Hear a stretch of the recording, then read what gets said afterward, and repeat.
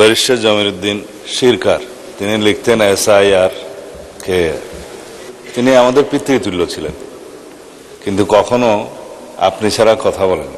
পরবর্তী বক্তা মাননীয় স্বরাষ্ট্রমন্ত্রী সালাউদ্দিন আহমেদ। মাননীয় স্পিকার, আপনাকে ধন্যবাদ। যেহেতু আজানের কিছুক্ষণ পরে আজান পড়বে, আপনি 3 মিনিটে শেষ করলে ভালো হয়। ধন্যবাদ মাননীয় স্পিকার। ব্যারিস্টার জমিরুদ্দিন শিরকার তিনি লিখতেন SIR কে তো একজন সুটেড বুটেড আপাদমস্তক জেন্টলম্যান, তিনি আমাদের পিতৃতুল্য ছিলেন, কিন্তু কখনো আপনি ছাড়া কথা বলেন। তাকে 3 পিস ছাড়া চেনা যেত না। তার এলাকায় একজন ভোটার তার নিজের মুখে বলা গল্পে বলেছেন, একদিন পায়জামা পাঞ্জাবি পরে গেলে তাকেই জিজ্ঞেস করেছেন ব্যারিস্টার সাহেব কোথায়, ওনাকেই জিজ্ঞেস করেছেন। তো তাকে সারা জীবনে আমরা 3 পিস সুটেড বুটেড স্পিকার, ভারপ্রাপ্ত রাষ্ট্রপতি, শিক্ষামন্ত্রী, আইনজীবী এই হিসাবেই জেনে যাব।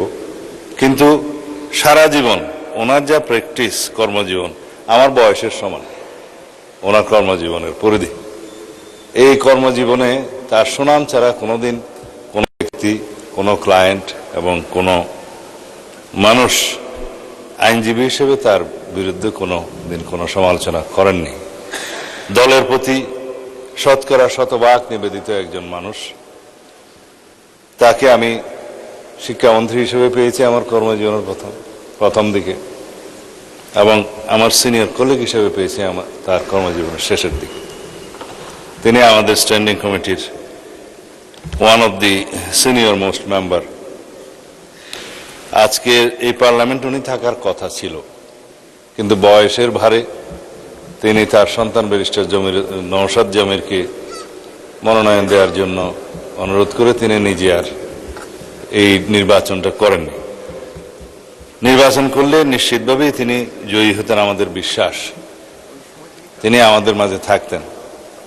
তিনি আমাদের মাঝে না থাকলেও সারা জীবন এই পার্লামেন্টের এখানেই থাকবেন। আমরা শুনেছি, জানতে পেরেছি প্রথা মাফিক পার্লামেন্টেই যেখানে সাবেক স্পিকারদেরকে কবরস্থ করা হয়, সমাধিস্থ করা হয়, সেখানে ওনাকে আজকে তার দাফনটা করা হবে, কবর দেওয়া হবে। সুতরাং তিনি পার্লামেন্টেই থাকবেন। তিনি পার্লামেন্টে ছিলেন, তিনি সংসদ সদস্য ছিলেন, তিনি আইনজীবী ছিলেন, তিনি আইন প্রণয়নকারী ছিলেন, তিনি স্পিকার ছিলেন, তিনি সাবেক রাষ্ট্রপতি ছিলেন, এবং সেরকম একজন সাকসেসফুল মানুষ আমাদের জন্য ভবিষ্যতের অনুপ্রেরণা হয়ে থাকবে। স্পিকার হিসেবে নয়, এখানে আমি তাকে সংসদ সদস্য হিসেবে যে ভূমিকা রাখতে দেখেছি, যা কিছু আমরা তাদের কাছ থেকে শিখেছি পরবর্তী জীবনে সেটা আমরা প্রয়োগ করার চেষ্টা